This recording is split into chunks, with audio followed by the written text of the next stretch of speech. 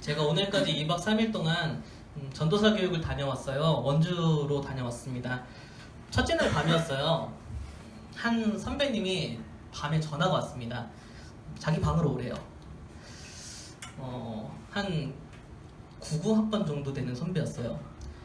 꽤 이렇게 큰 차이죠. 그래서 갔어요. 방에 갔는데 제가 정말 처음 본 하늘 같은 선배님들이 4명이 더 계셨어요. 총 5분이 앉으래요. 와서. 그래서 소파 한가운데 딱 앉았는데 양옆에 선배님들이 계시는 거예요. 그래서 이렇게 쭈구리처럼 이러고 앉아 있었어요. 치킨을 먹재요. 치킨을 시켰어요. 근데 배달비가 요즘 붙잖아요. 찾으러 가야 되는 거예요. 당연히 제가 찾으러 가야 되겠죠. 그래서 치킨을 찾아왔습니다. 치킨을 이제 까서 먹는데 소스를 짜는 일, 콜라를 따르는 일, 접시를 나눠드리고, 그리고 뼈를 정리하고 나머지까지 누가 했을까요? 제가 했습니다. 아직도 이해가 안 가요. 저를 왜 불렀을까요? 도대체. 네.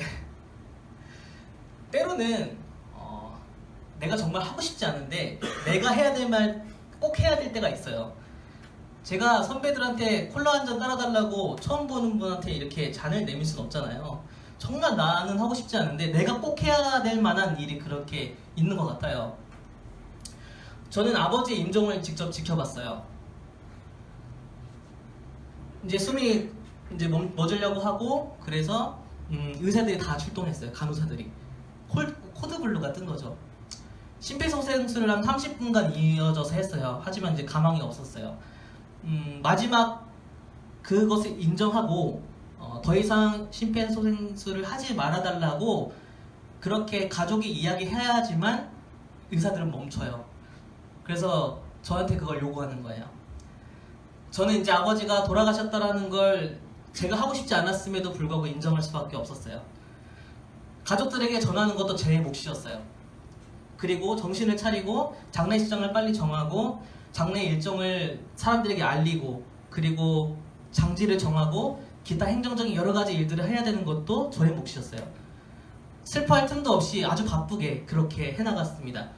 당연히 저는 그런 일을 겪어본 적도 없고 난생 처음 경험하는 거였고 그것을 할 준비도 되어 있지 않았어요. 하지만 이제는 제가 해야 될 일이었던 거죠. 그런 것 같아요. 청년이라는 때는 점점 더 내가 해야 될 때가 가까이 오는 겁니다. 내가 책임져야 되고 내가 결정해야 되고 내가 가족의 중요한 일을 이제는 내가 직접 해야 될 때가 오는 거예요.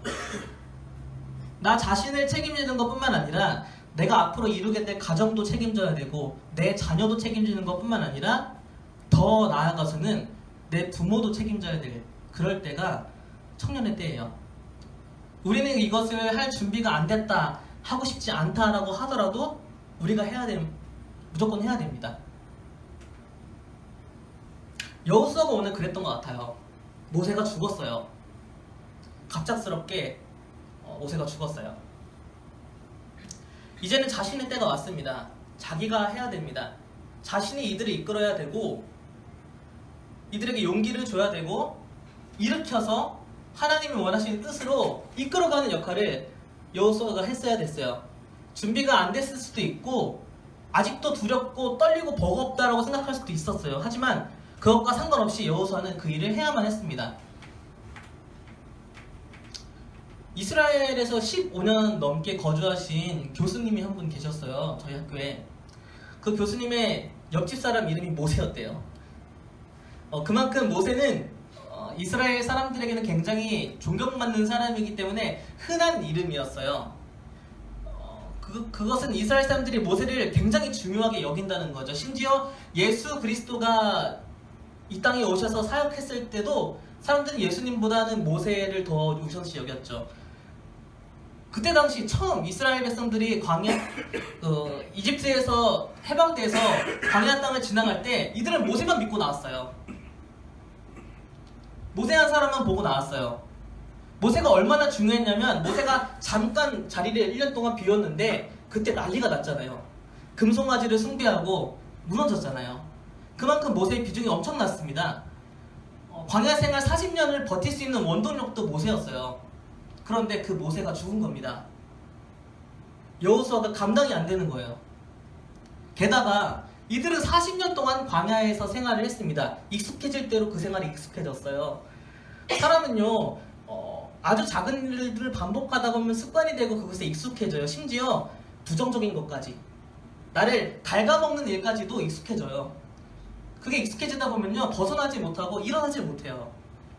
분명히 난 게으르면 안 되는데, 좀 더 부지런하게 움직여야 되는데, 좀 더 움직여야 되는데, 이게 익숙해져 버리면 쉽게 못 일어나요. 바꿀 수가 없어요. 그런데 40년을 그렇게 보냈어요. 광야에서. 굉장히 중요했던 지도자도 잃어버렸고 새로운 일을 할 수 있는 동력도 잃어버린 상태에서 그들을 다시 한번 일으킬 수 있는 유일한 사람, 그 역할을 해야 되는 사람이 바로 여호수아였습니다. 얼마나 많은 용기와 의지가 필요했을까요?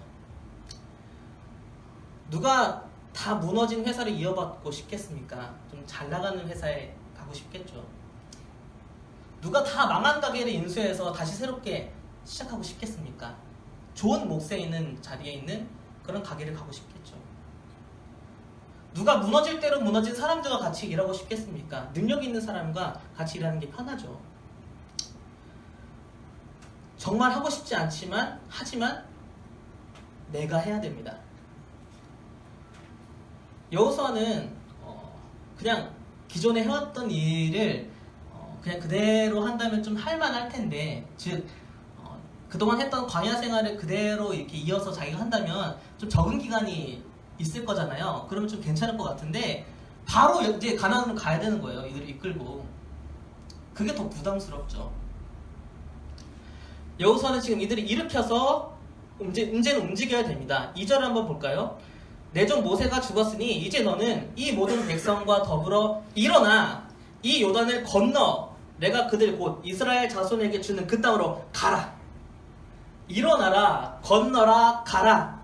이제는 너가 그동안 40년 동안 머물렀던, 모세와 함께 있었던 그 자리를 다 털고 이제는 일어나라, 건너라, 가라.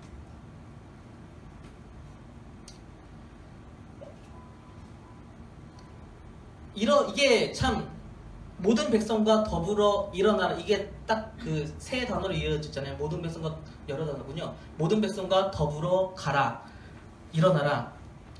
근데 이게 참 어려워요. 모든 백성, 제가 청년 사역을 하면서도 참 많이 느끼고 담임 목사님은 더 많이 느끼겠지만 모든 사람을 다 마음을 얻고 다 설득시켜서 이렇게 움직이는 게 얼마나 어렵습니까? 그런데 그 수많은 사람들을 다 일으켜서 가야 되는 거예요. 이미 익숙해질 대로 익숙해져 있고 무너져 있고 슬퍼하고 모세가 없어서 무너져 있던 이들을 다시 일으켜야 되는 거죠. 참 어렵게 다가왔습니다. 하지만 반드시 일어나야만 했습니다. 여호수아도 그렇고 이스라엘 백성도 이제는 반드시 일어나야만 했어요. 왜냐하면 3절이 그렇게 얘기하고 있기 때문입니다. 우리 3절을 함께 읽어볼까요? 시작!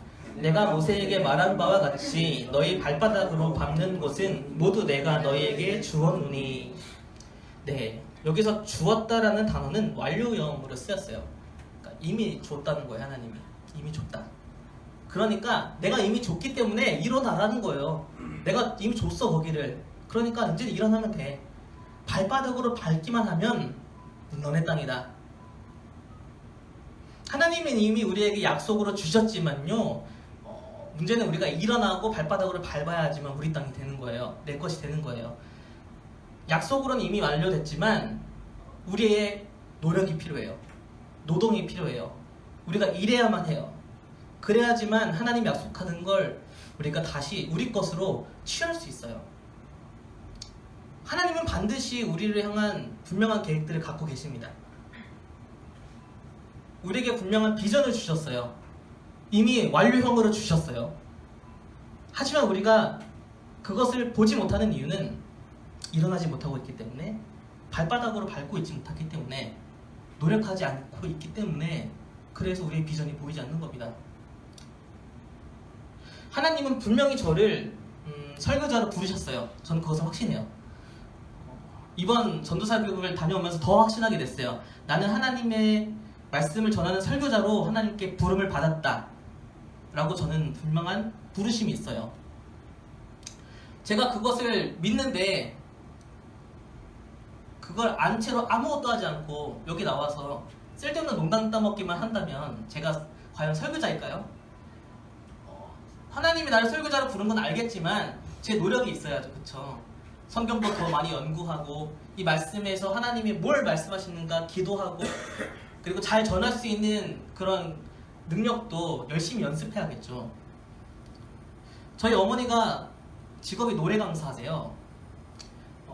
분명히 확실해요. 어머니 노래 잘해요. 이거는 하나님이 주신 은사가 확실해요. 노래 정말 잘하십니다.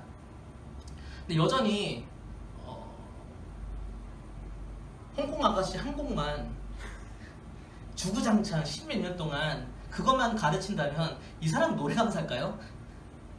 그냥 노래 잘하는 사람일 뿐이죠. 어머님이 여전히 신곡을 들으시고 그것을 옛날 사람처럼 이렇게 악보에 직접 그리세요. 그리고 나서 이걸 피아노로 치면서 연습을 해요. 그러니까 노래 강사이신 거죠. 이미 노래를 잘하는 은사를 주셨지만 끊임없이 본인이 노력해서 발바닥을 밟는 거예요. 열심히 일하는 거예요. 그래야지만 얻을 수 있는 거죠. 하나님은 여러분들에게 무엇을 주셨을까요?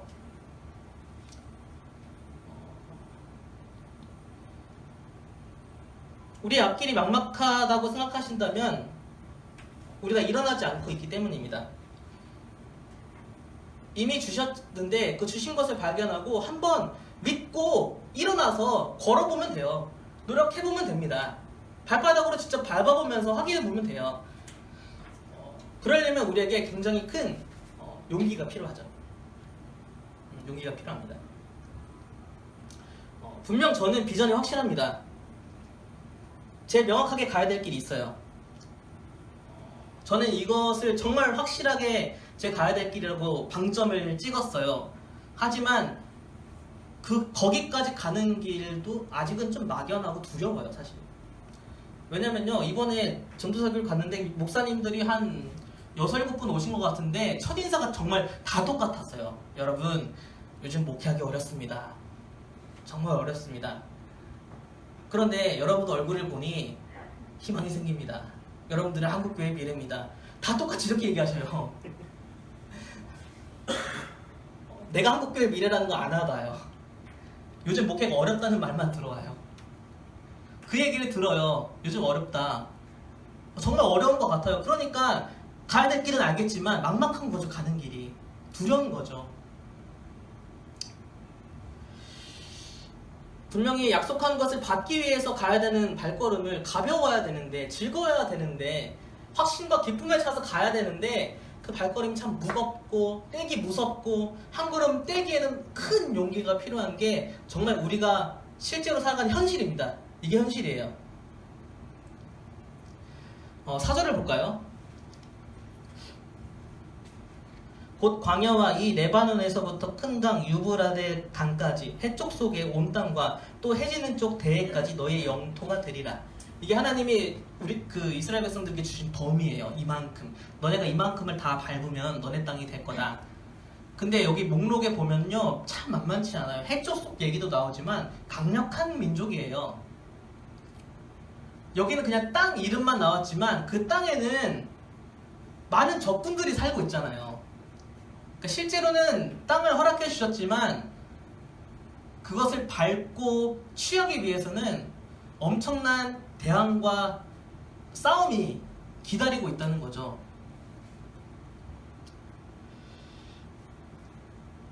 하나님이 여러분들에게 여기 지금 나온 범위처럼 어디까지 허락하셨을까요? 한번 생각해 보신 적 있으세요? 하나님 나한테 어디까지 허락해 주셨을까? 나는 연봉을 얼마까지 하나님이 허락하셨을까? 그래서 나는 얼마나 많은 사람들을 도울 수 있을까? 나는 어느 위치까지 올라갈 수 있을까? 그래서 사람들에게 좋은 영향력을 끼칠 수 있을까? 나에게 하나님은 어느 정도까지 많은 사람들을 붙여주셨을까? 내 인생을 향한 하나님의 그 범위를 한번 생각해 보신 적이 있나요? 사모하면서 한번 구해보면 좋을 것 같아요. 정확하게 내가 가야 될 길뿐만 아니라 나에게 어디까지 허락하셨는지 여기 말씀해 보면 자세하게 알려주시잖아요. 한번 구해보면 참 좋은 것 같아요.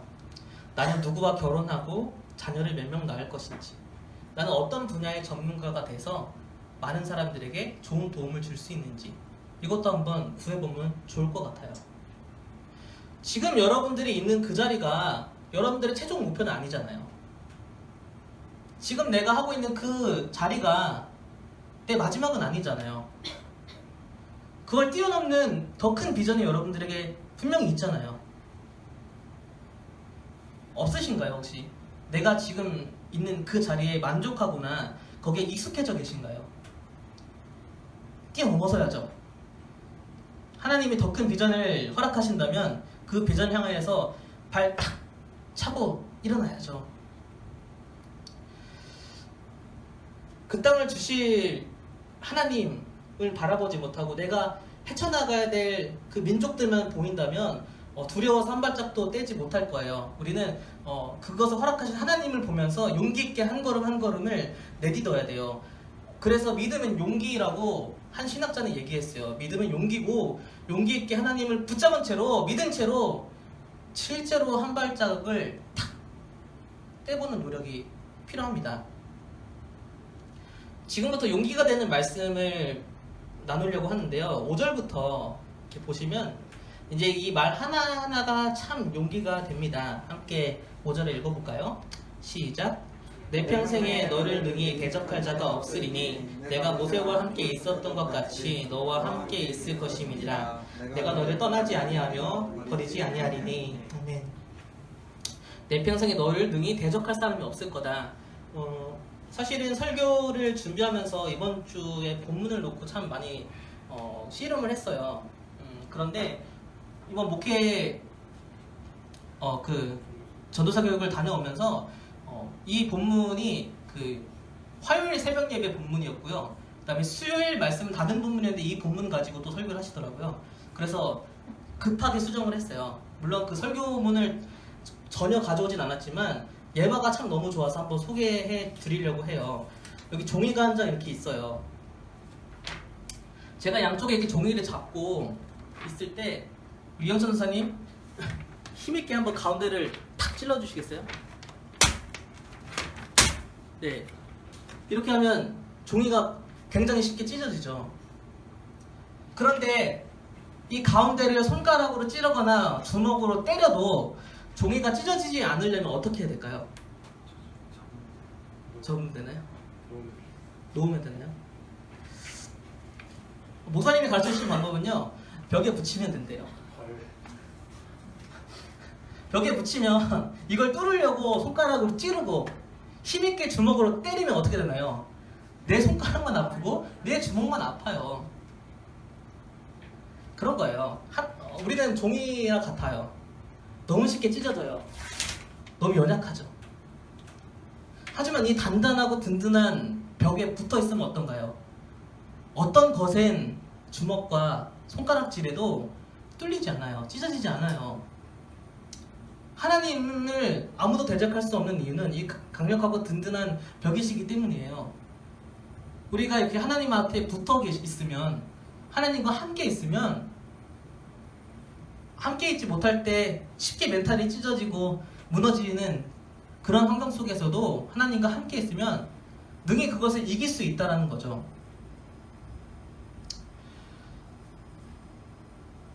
우리는 약합니다. 특별히 이제 막 사회생활을 시작하는 우리 청년들, 세상에 비하면 우리는 아직 너무 약합니다. 세상이 만만치 않아요.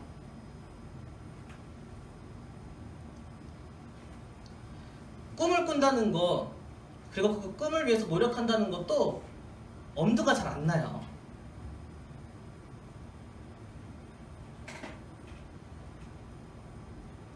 그래서 우리는 세상을 이기는 방법을 알아야 합니다. 종이가 벽에 붙어있듯이 하나님께 붙어있는 것입니다. 더 자세하게 얘기하면, 분명하게 얘기하면 이미 나와 함께하고 계시는 하나님을 발견하는 겁니다. 그리고 그 하나님을 떠나지 않는 것, 그것이 우리가 세상을 이길 수 있는 방법입니다. 세상은 결코 하나님을 이기지 못해요.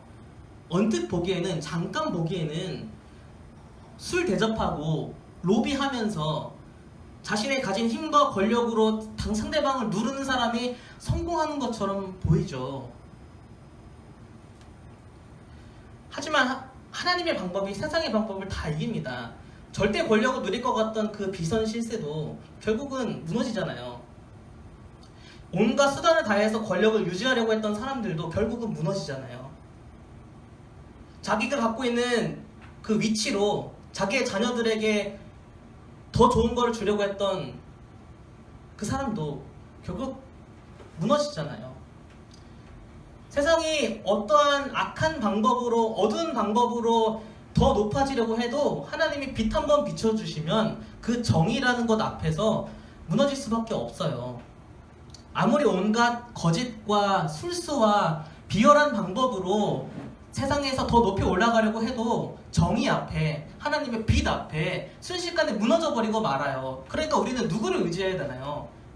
세상의 방법을 의지해서 쫓아가다 괜히 쇠고랑 차지 마시고 하나님 방법 의지해서, 하나님만 의지해서, 세상을 이기시는 하나님을 의지해서 살아가야죠.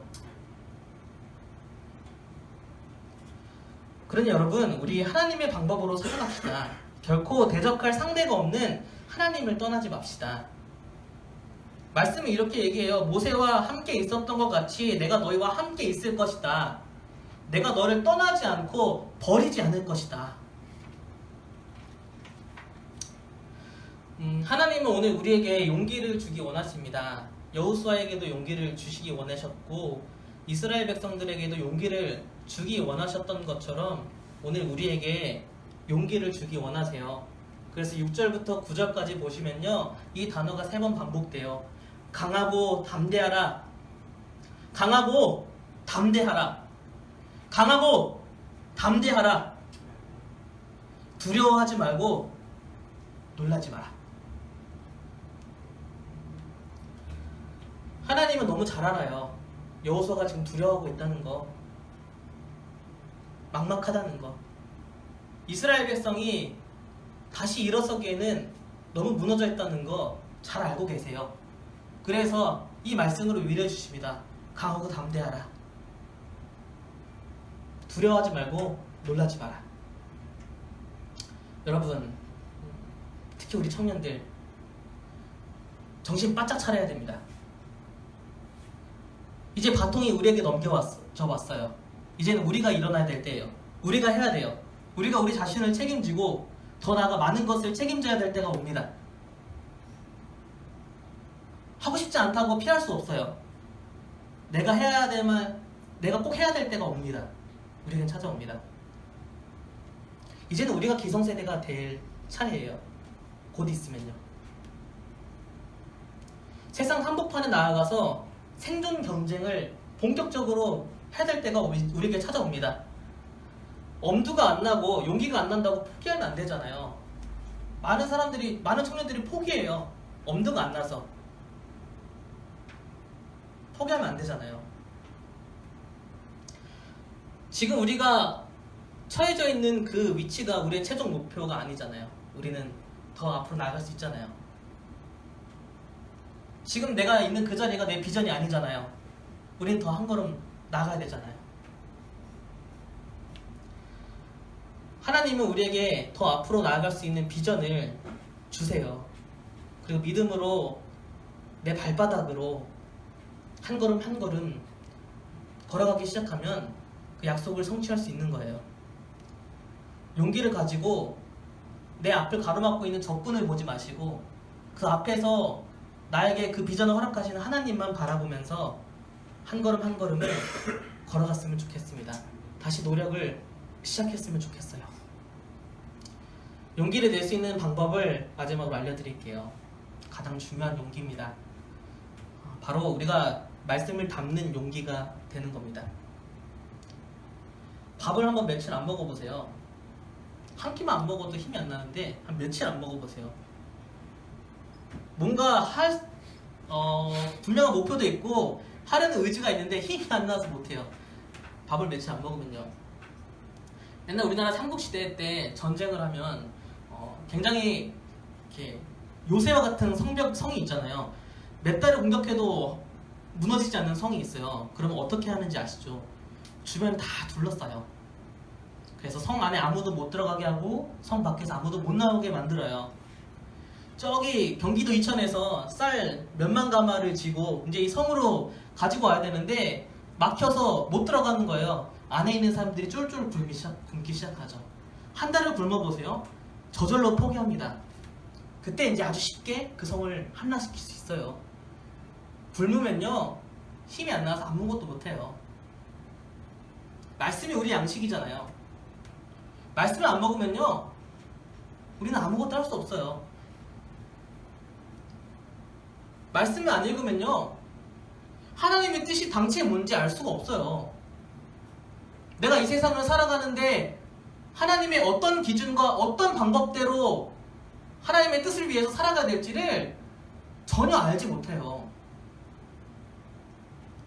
말씀을 읽지 않고 말씀을 먹지 않고 세상에 나간다는 건요 몇 달째 쫄쫄 굶은 상태로 있는 성과도 같아요. 세상에 아주 쉬운 손가락질 공격 하나에도 쉽게 무너져 버리고 믿음을 잃어버릴 수밖에 없어요. 든든하게 먹어야 되듯이 말씀을 가까이 해야 합니다.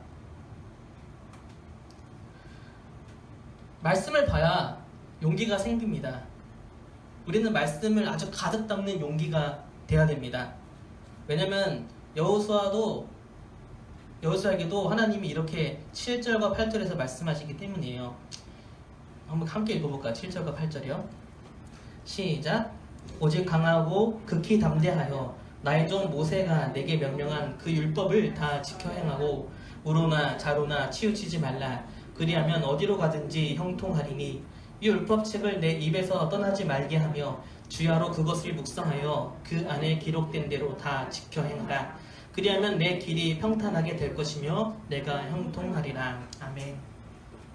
여러분 이 말씀을 정말 믿고요 한번 매일 아침 큐티로 하루를 한번 시작해 보세요. 삶이 달라질 겁니다. 분명해요.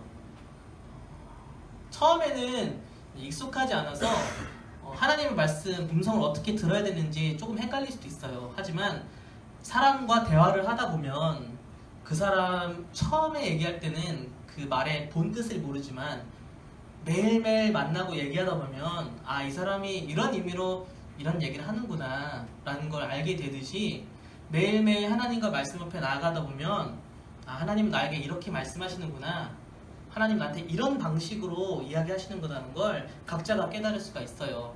하나님과 대화를 시작하지 않으면 그걸 알 수가 없는 거죠. 그렇기 때문에 매일매일 한번 큐티로 아니면 말씀 읽는 것으로 하루를 한번 시작해 보세요. 든든히 아침밥 먹듯이요. 얼마나 우리가 큰 확신과 용기를 갖고 살아갈 수 있는지를 알게 될 겁니다. 한번 직접 느껴봐야 됩니다. 그리고 묵상으로 그치지 않아야 됩니다. 말씀에 기록된 대로 다 지켜 행동해야 합니다. 거기까지 가야 해요. 예를 들어서 큐티를 하는데 되게 적용하기 쉬운 본문, 쉬지 말고 기도하라 라는 말씀이 딱 있다고 생각해봐요. 그 말씀은 아침에 묵상을 했어요. 그리고 이걸 지키면서 살아가야 되는데 아, 나는 뭐 옛날 성인들 얘기해 보니까 노동도 기도라고 하더라, 내가 지금 일하는 것도 기도다 하면서 그냥 그렇게 살아가는 사람도 있고, 아니면 아, 내가 정말 시간을 따로 못 대지만 내가 이렇게 삶에서 중얼중얼 하는 것도 하나님께 올려드리는 기도지라고 그렇게 그냥 쉽게 생각할 수도 있어요.